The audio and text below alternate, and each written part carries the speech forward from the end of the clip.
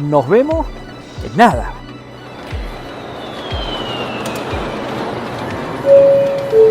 Preview. Your attention, please.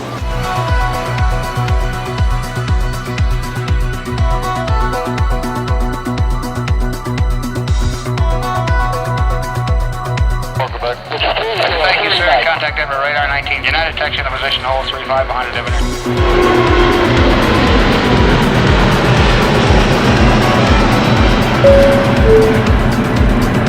Please watch your luggage.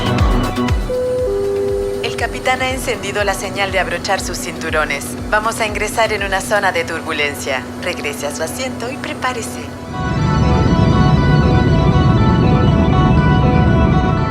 Bienvenidos amigos a un nuevo programa de La Vuelta al Mundo con Eddie Cifre, aquí por la pantalla del 8. Programa número 153 en nuestra quinta temporada.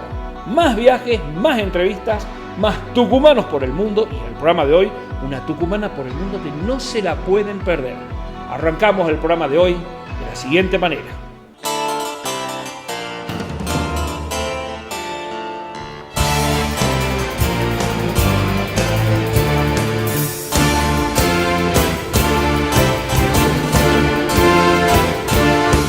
Si te gusta explorar el mundo y descubrir nuevas culturas y lugares, estás en el lugar correcto.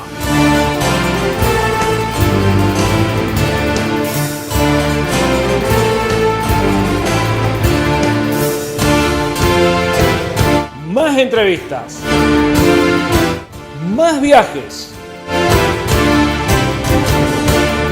y nuestro bloque de tucumanos por el mundo.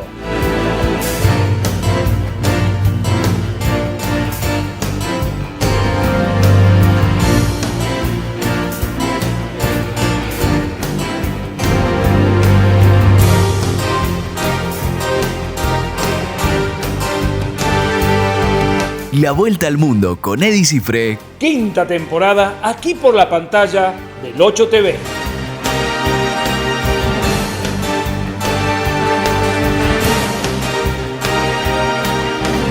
Prepárate, el viaje recién comienza.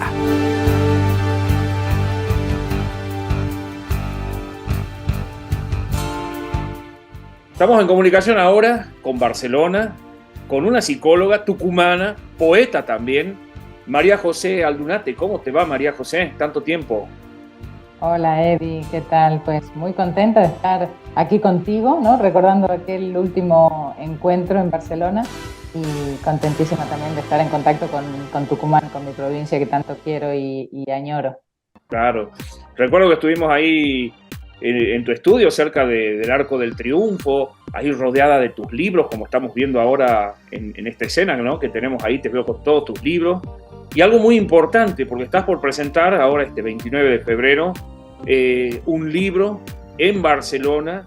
Y cuando yo estuve, me acuerdo, en tu estudio, me hiciste escuchar unos poemas que vos recitás, la psicología y la poesía, ¿no?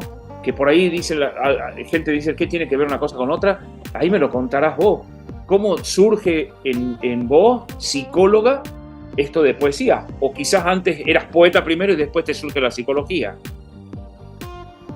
Sí, la verdad que es un puente muy bonito que se fue creando, ¿no? Yo escribo desde muy pequeña, desde que todavía no sabía escribir, ya recitaba y hacía poemas, ¿no? Al campo, a las flores, que mi madre iba transcribiendo en papelitos muy pequeños que todavía conservo.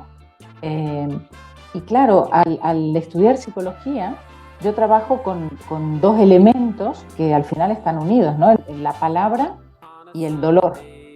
Y en la poesía, lo que muchas veces encuentro consigo es que allí donde no llega la palabra dentro de lo que es el marco teórico conceptual de la psicología, para nombrar el dolor, la poesía, con su universo simbólico, pues sí que al menos se acerca, ¿no?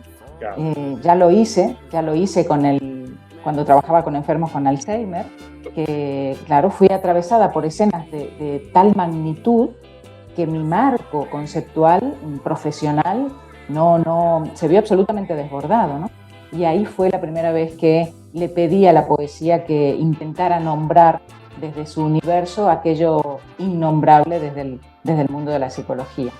Hace un momentito estábamos hablando off the record, justamente esto, ¿no? Este libro que escribiste sobre el tema del Alzheimer, que lo presentaste en el año 2014, justamente aquí, en tu tierra, en Tucumán, y estabas hablando cosas súper interesantes, muy ricas. Contanos un poco esto del nombre del libro y, bueno, cómo lo relacionamos con el Alzheimer. Bueno, el libro se llama Un espejo vacío, viaje poético hacia las entrañas del Alzheimer, ¿no? Lo presentamos a través de la Fundación León en el Birla en el 2014 y la verdad que fue precioso porque además coincidió con el Día Internacional del Alzheimer, el 21 de septiembre. O sea, fue maravilloso porque acabó con un cierre, con una suelta de globos. Fue muy, muy bonito y además hacerlo en Tucumán, ¿no? Ya se había presentado aquí en Barcelona. Fue fantástico. Y es lo que te comentaba, yo cuando trabajaba con enfermos de Alzheimer, actualmente no es mi ámbito de trabajo a nivel profesional, pero en aquella época las escenas que yo viví en un centro especializado en Alzheimer aquí en Barcelona,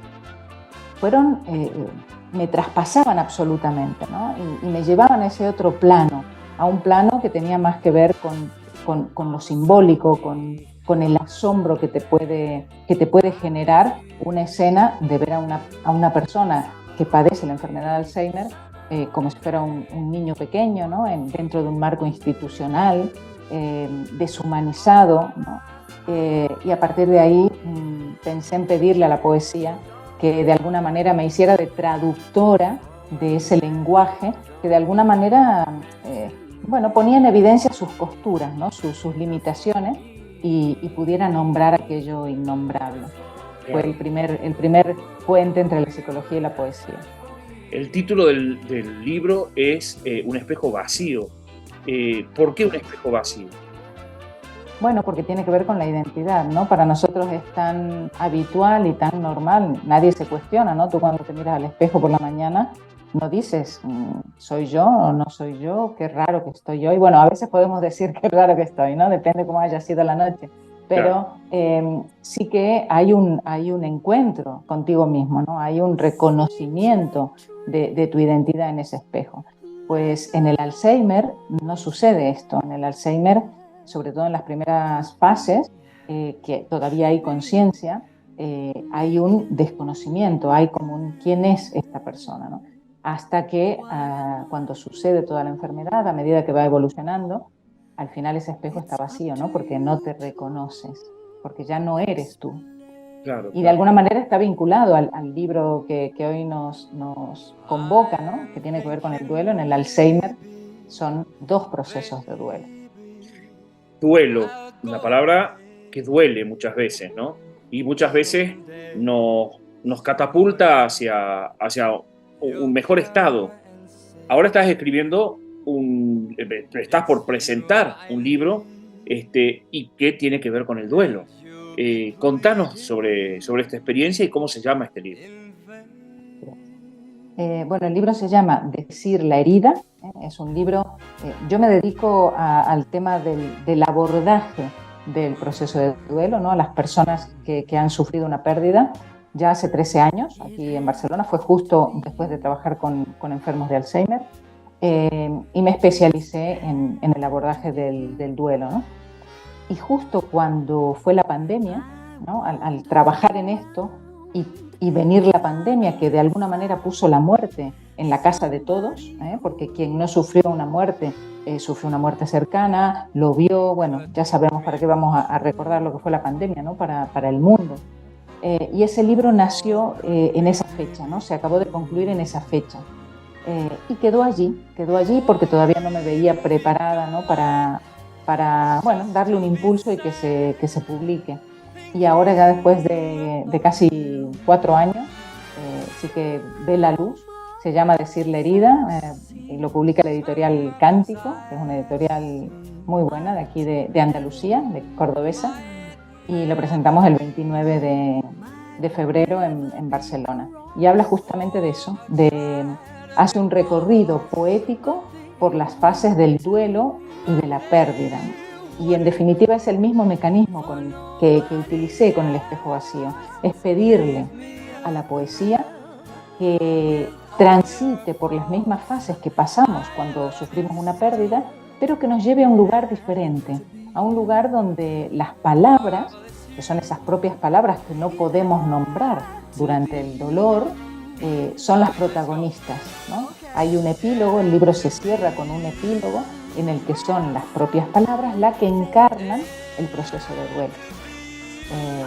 Súper interesante. Una forma de transmutar, ¿no? Yo lo llamo es como un proceso de transición de un lenguaje a otro, ¿no? De un lenguaje que no puede nombrar a uno que se transforma para nombrar, para reconocer, incluso para acariciar. Mira, la verdad que una charla súper rica. Te agradezco por este tiempo y te pido si nos podemos quedar un segundito más. Nos están pidiendo un corte, nos vamos a ir un corte aquí en el programa, pero minutitos y seguimos conversando, ¿te parece? Muy bien, encantada. Nos vamos a un corte aquí en La Vuelta al Mundo. No te muevas de allí, que seguimos aquí con María José Aldunate desde Barcelona.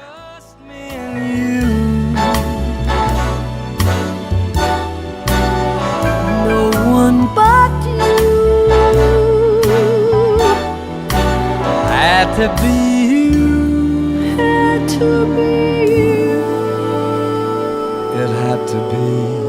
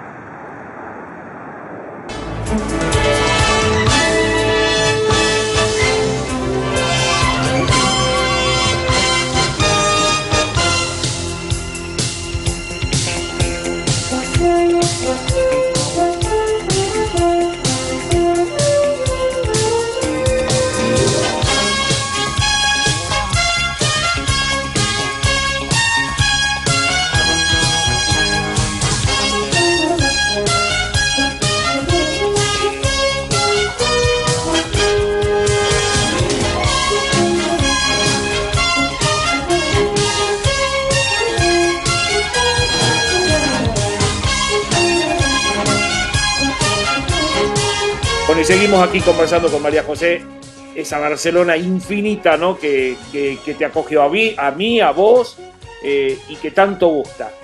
María José, muy interesante lo que venimos hablando, pero ¿qué te parece si viajamos? Viajamos por esa Barcelona en donde vos estás viviendo. ¿Te parece? Venga.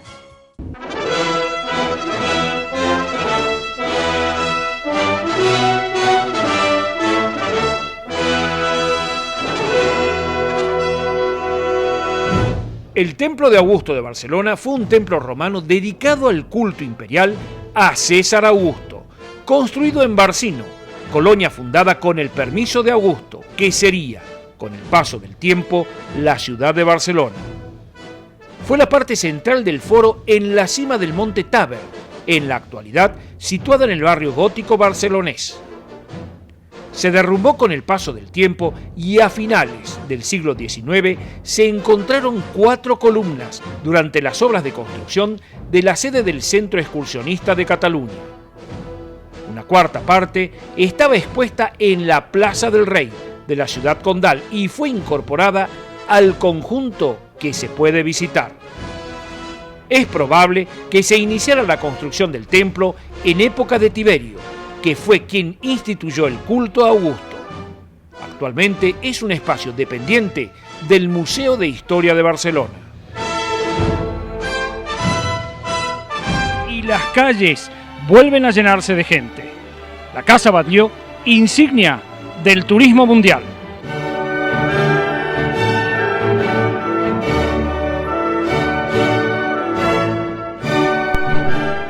La Casa Batlló es un edificio obra del arquitecto catalán Antoni Gaudí, máximo representante del modernismo catalán. Se trata de una remodelación integral de un edificio previamente existente en el Solar. Está situado en el número 43 del Paseo de Gracia de la ciudad de Barcelona. La ancha avenida que atraviesa el distrito del Ensanche Eixample en catalán, en la llamada Manzana de la Discordia, porque alberga, además de este edificio, otras obras de arquitectos modernistas. Por ejemplo, la Casa Amatller, que colinda con la de Gaudí, obra de Josep Puig y Cadafalch.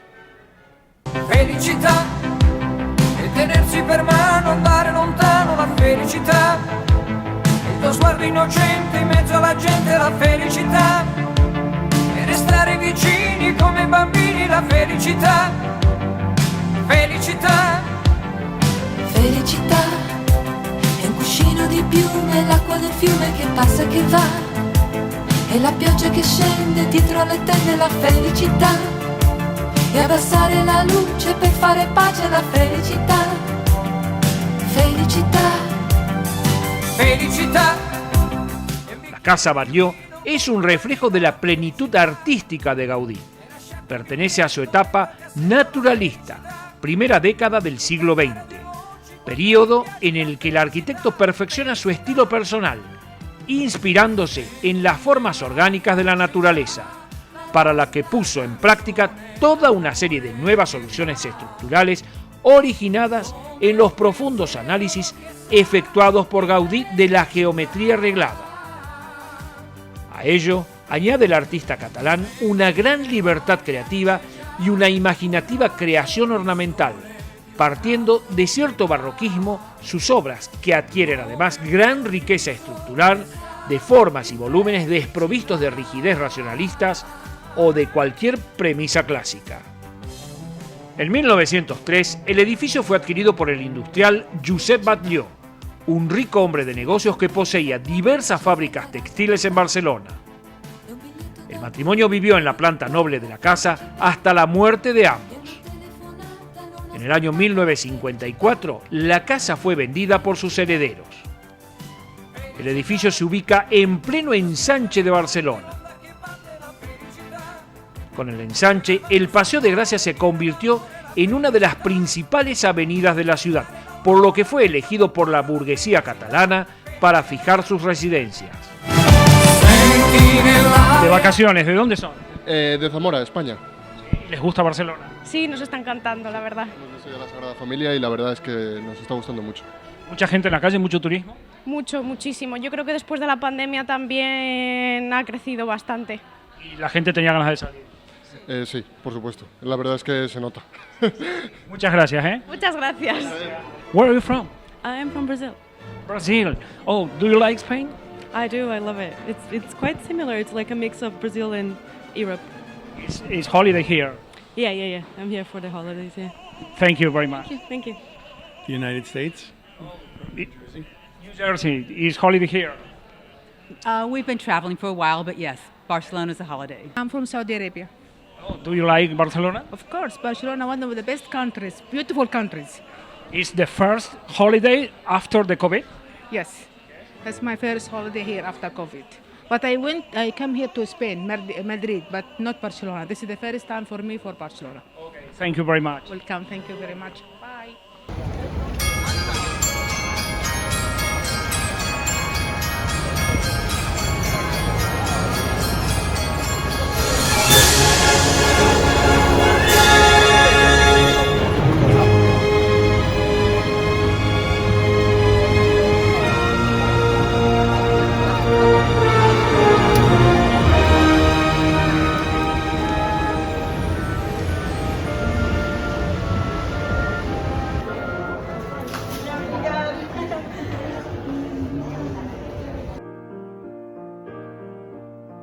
I had this perfect dream. Sueño me volvió. This dream was me and you. Y ahora visitaremos la Sagrada Familia. La Sagrada Familia es un templo excepcional, tanto por lo que respecta a su origen y a su fundación, como por lo relativo a sus propósitos. Fruto de la obra del genial arquitecto catalán Antoni Gaudí, fue un proyecto impulsado por y para el pueblo, y ya son 5 generaciones las que han ido viendo la evolución del templo en Barcelona. Actualmente, con más de 140 años desde la colocación de la primera piedra, la basílica sigue en construcción y se prevé que finalizarán las obras en el año 2026.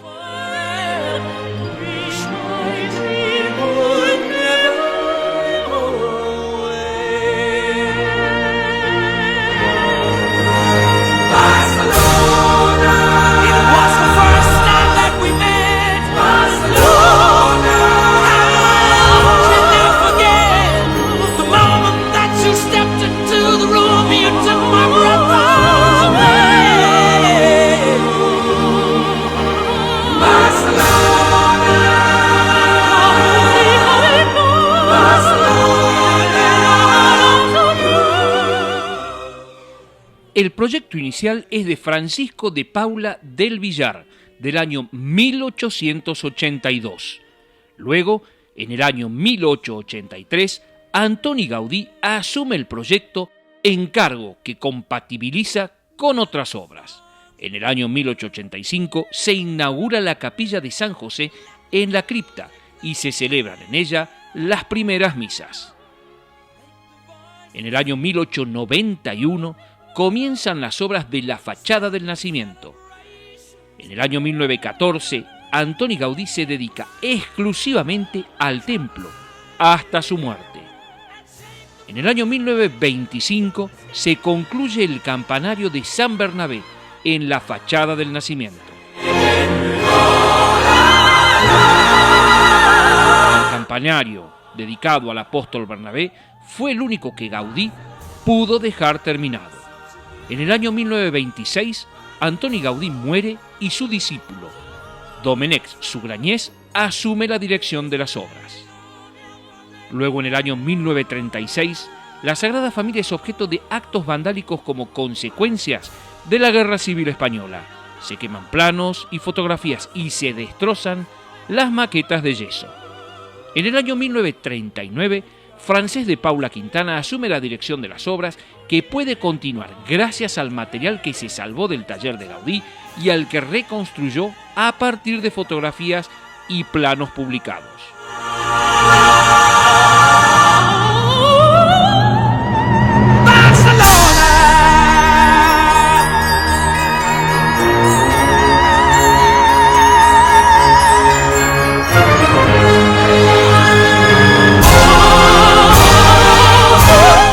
Las obras continúan a lo largo de los años, hasta que en 1986 se comienzan a construir los cimientos de todas las naves, las columnas, las bóvedas y las fachadas de la nave principal, los transeptos, el crucero y el ábdice.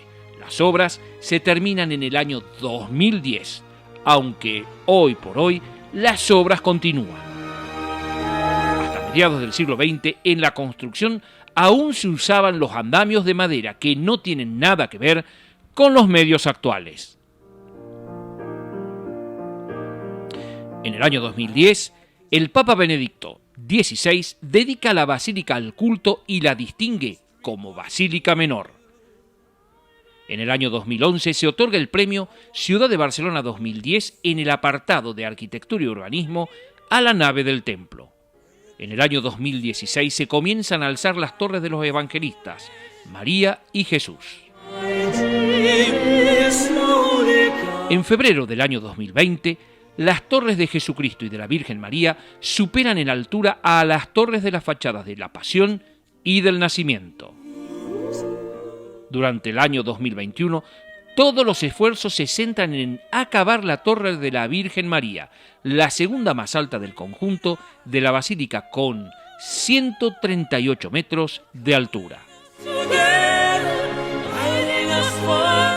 El 9 de noviembre del año 2021 se colocaron las 12 estrellas de forja que culminan la corona de la Torre de la Virgen María.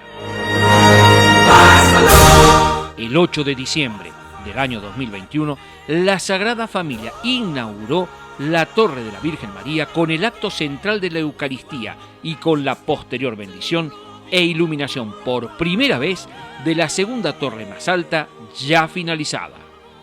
En el año 2022, si la situación evoluciona de manera positiva, se prevé poder acabar las dos torres de los evangelistas Lucas y Marcos, así como la subida de 3 niveles de la Torre de Jesucristo.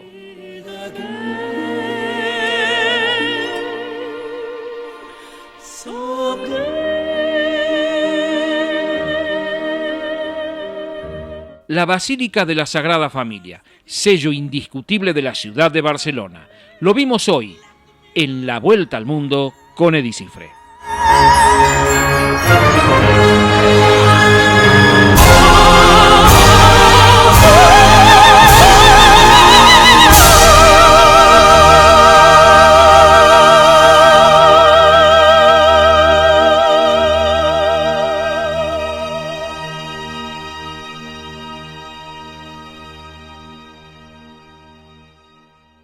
María José, nos vamos a un breve corte y ya seguimos nuevamente conversando con vos en esta entrevista riquísima a la cual te agradecemos mucho por tu tiempo. Ya volvemos. He said one day you'll leave this world behind, so live a life you will remember. My father told me when I was just a child, these are the nights that never die. My father told me.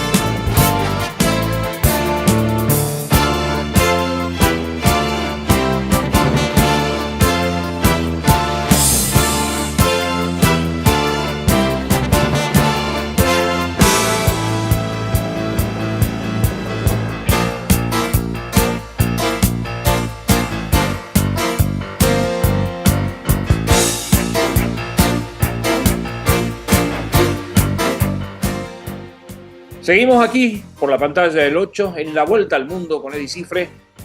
Ahora desde Barcelona estamos conversando con María José Aldunate, una tucumana que vive allí hace mucho tiempo, psicóloga, poeta, y que está presentando un libro este 29 de febrero allí en Barcelona, Decir la herida.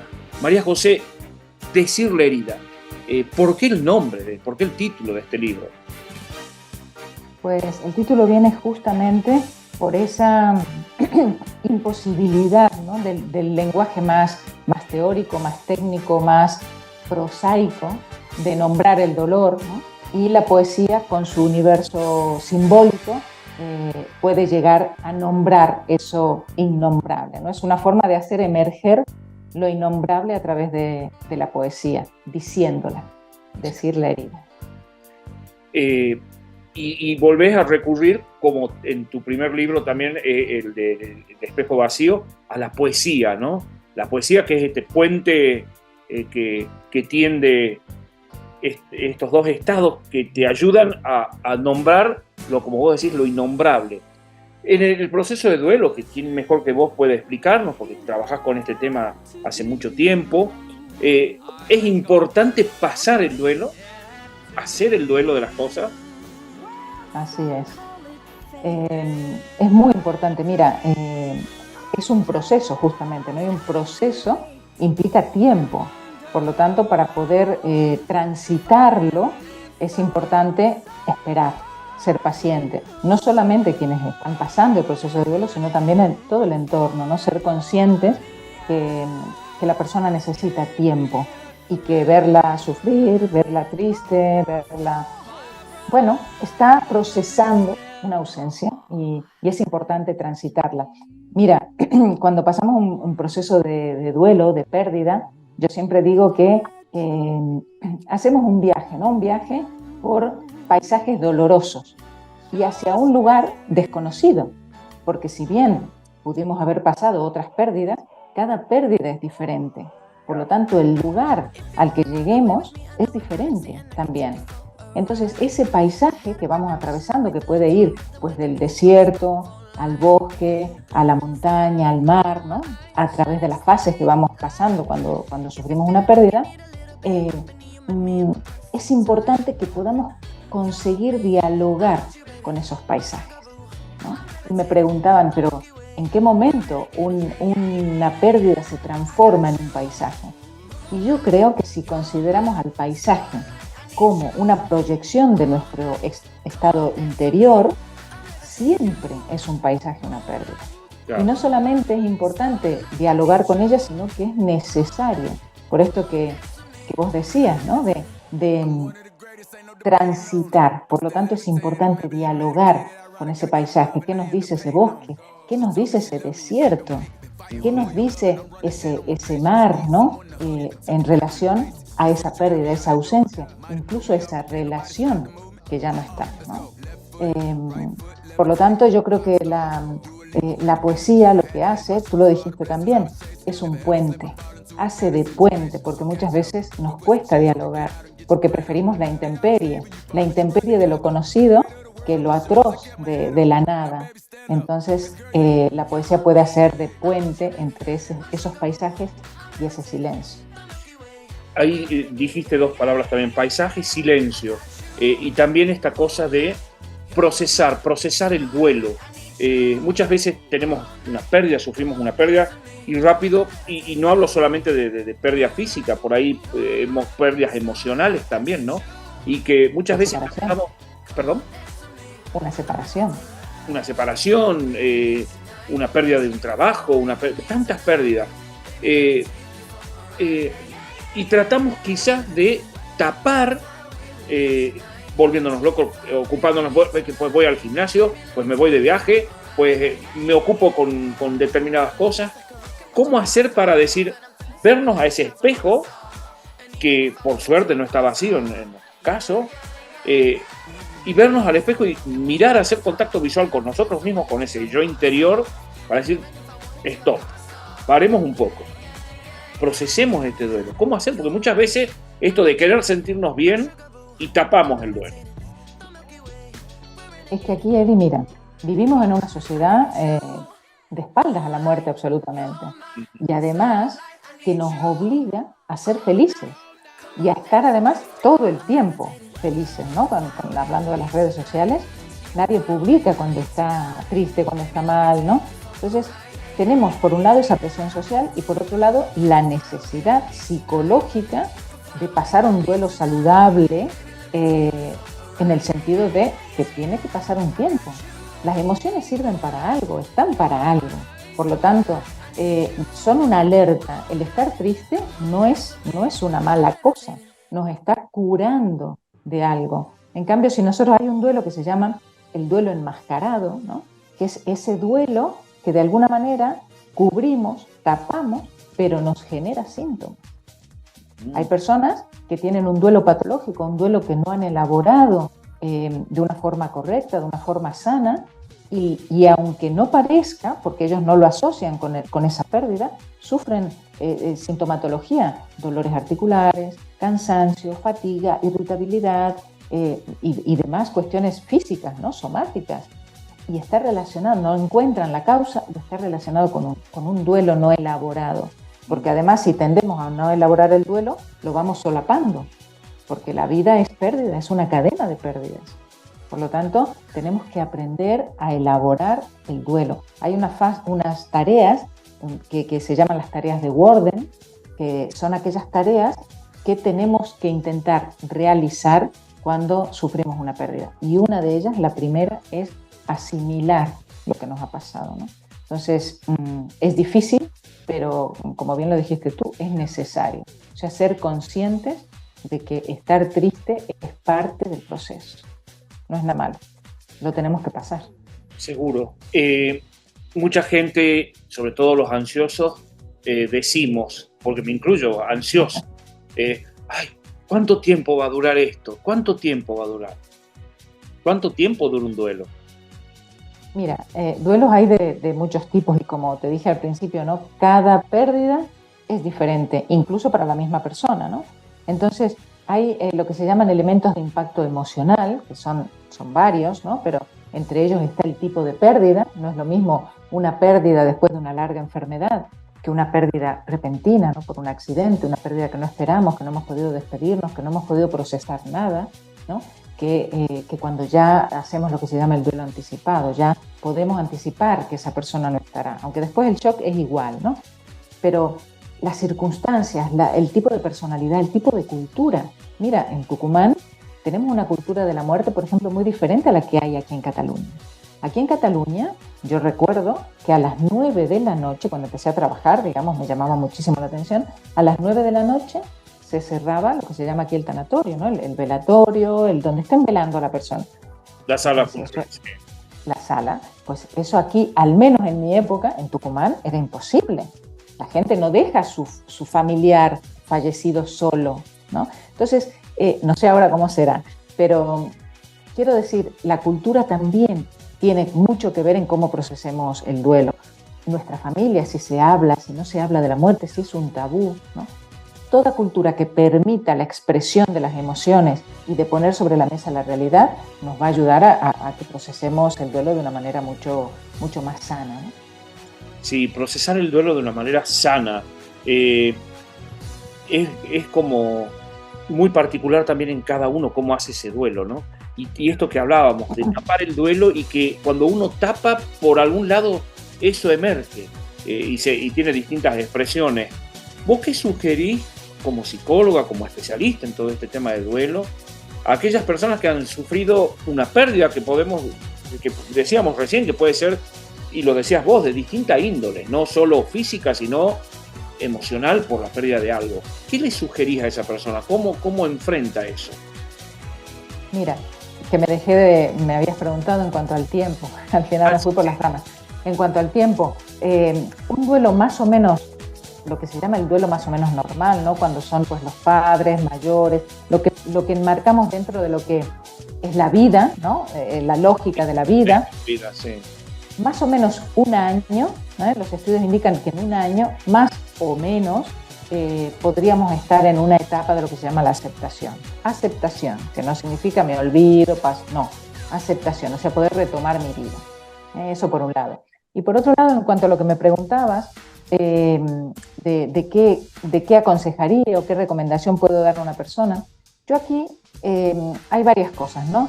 Lo primero es ver qué tipo de pérdida he sufrido, ser consciente, hay que leer, hay que saber qué es lo que implica un proceso de duelo. Y depende qué tipo de pérdida, apoyarme en las personas que tengo más cercanas. Si yo veo, evidentemente hay que dejar salir las emociones, es muy importante poder expresar todo lo que siento, rodearme de un círculo que no me presiona para estar bien, sino que me acompaña para validar de alguna manera todo aquello que vaya sintiendo. Por otro lado, darme tiempo, ser paciente, no intentar ocultar la tristeza con actividades, ¿no? Esto que comentabas antes. Ser consciente, preguntarme, ¿estoy haciendo esto por tapar? ¿Estoy haciendo esto por escapar? ¿O estoy haciendo esto porque me apetece? Porque también hay un sentimiento que surge cuando empezamos a sentirnos bien, que es la culpa, ¿no? Me empiezo a sentir bien y claro, es que se murió mi padre hace 4 meses, ¿no? Y que me siento culpable. Pues tampoco tener miedo a ese impulso vital. Tampoco tener miedo, porque seguramente nuestro padre hubiera querido que estemos bien, ¿no? Claro, la culpa de sentirte bien, que te empezás a sentir bien. Es claro. Muy común la culpa de empezar a sentirse bien. Ya ni te cuento cuando es un hijo, cuando es un suicidio, cuando, ¿no? La culpa es mucho mayor. Es importante también cuando pensemos o sintamos que no somos capaces de gestionar eso o no nos sentimos lo suficientemente bien acompañados, que no tiene que ver con que las personas que nos rodean no nos quieran, sino que no estamos educados, no sabemos cómo acompañar. Entonces puede que no seamos buenos acompañantes en un proceso de duelo.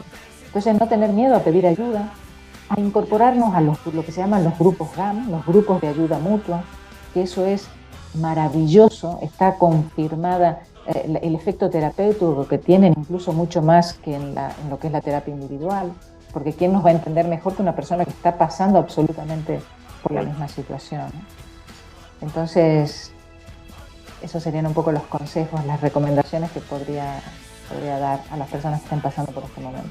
Bien, vernos al espejo y decir, bueno, este soy yo, ¿qué me está pasando? María José, nos vamos a un breve corte y ya seguimos nuevamente conversando con vos en esta entrevista riquísima a la cual te agradecemos mucho por tu tiempo. Ya volvemos.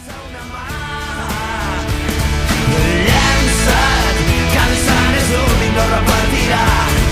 Sento que el cor ja no para de bategar i diu que em llenci, que no pensi en tot el que vindrà, que un llapis mai no dibuixa sense una mà.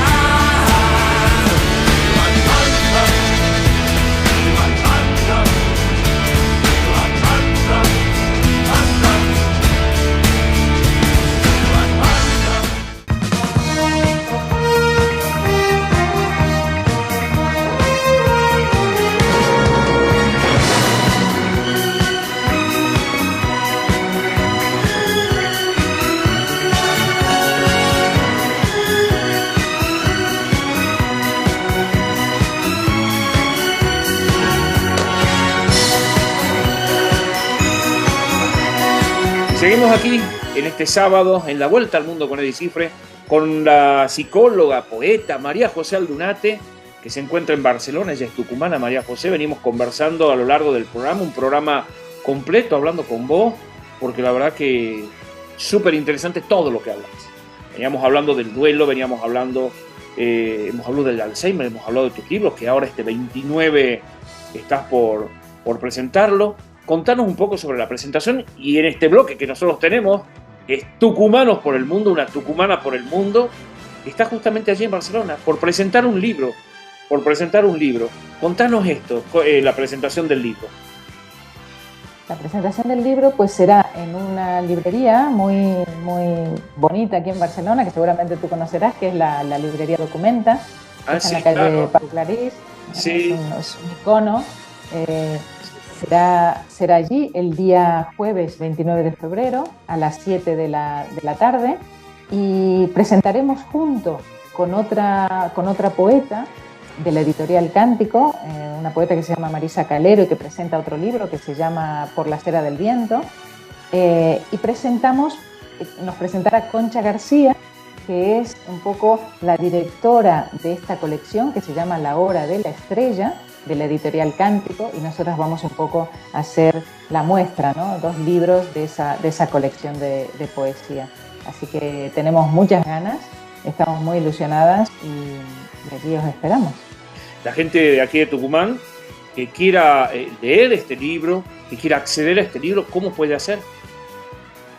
Yo creo que el libro está primero, me encantaría presentarlo, ¿no? Ya lo hemos comentado tú y yo, presentarlo en Tucumán, como ya lo hice con El Espejo Vacío. A mí siempre volver a mi tierra me encanta y compartir con los tucumanos y tucumanas, eso que quede dicho. Y por otro lado, creo que está en Mercado Libre.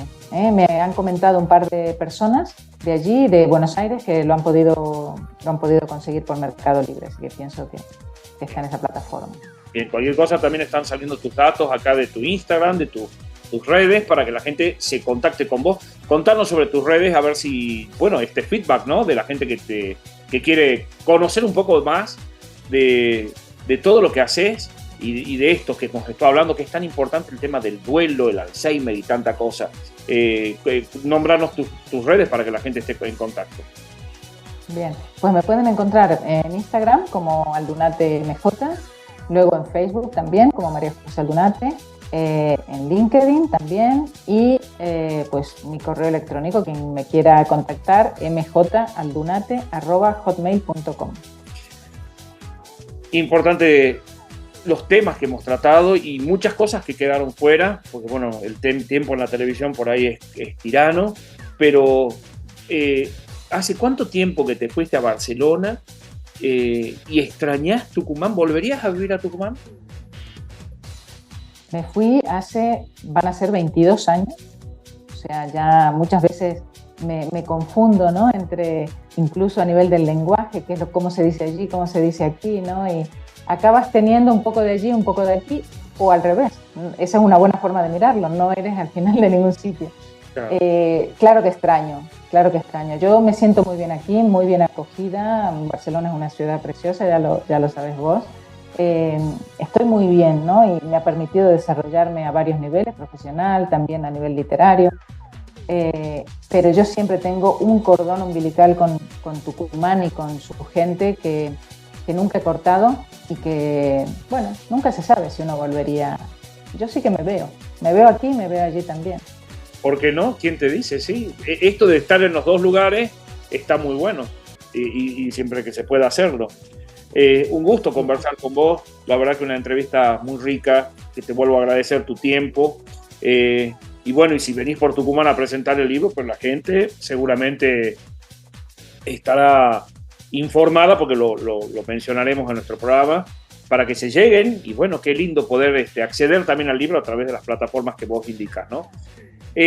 Nosotros vamos a cerrar el programa, hemos visto imágenes también mientras hablábamos del libro de Barcelona y todo. ¿Algo que quieras decir a la gente que te está escuchando aquí para cerrar el programa? Pues sí que me gustaría decir que el tema de perder a alguien es algo que nos une como personas, ¿no? Porque no importa dónde hayas nacido, no importa qué trabajo tengas, qué raza tengas, si eres hombre, si eres mujer, todos vamos a pasar por esa situación. Por lo tanto, me gustaría que normalicemos el tema del morir, porque creo que al final cuanto más hablemos del morir, tendremos un mucho mejor vivir. Exacto. La muerte es parte de la vida, es lo que siempre se dice. Así es. Bueno, María José, un gustazo. Ya nos veremos o en Barcelona o aquí en Tucumán, seguramente. Así es. Ojalá, Eri. ¿Te acordás aquí en Tucumán de Bluebell? De los helados por favor, son mi debilidad, todo el mundo allí lo sabe, y para mí son los mejores helados del mundo. Exacto. Donde voy intento probar helados y Bluebell para mí son los mejores helados del mundo. Un gustazo enorme, y cerramos el programa con vos, cerramos este programa de La Vuelta al Mundo en un programa especial. Hemos conversado con la psicóloga y poeta María José Aldunate, una tucumana por el mundo, una tucumana que está allí en Barcelona, y este 29 de febrero presenta su libro. Así que muchas gracias, María José, muchísimas gracias. A vos, un placer. Y a ustedes, amigos, como les digo siempre, que arranquen la mejor semana de sus vidas. Nosotros nos vemos dentro de 7 días a esta misma hora y por este mismo canal, por el 8. Que tengan una hermosísima semana. Nos vemos. Chao. Attention, mesdames et messieurs.